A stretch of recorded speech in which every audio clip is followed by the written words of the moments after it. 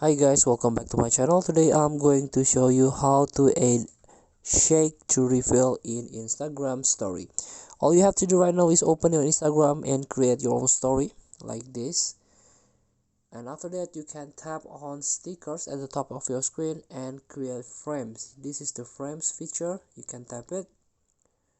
So you can search the other photo or similar photo here for example, and you can add caption. Example with sun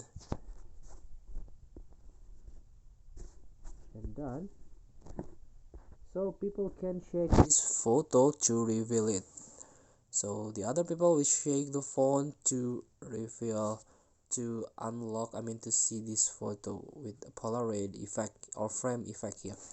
So please feel to try. Thank you for watching. Don't forget to comment, like and subscribe, and so click this button below. See you in the next video.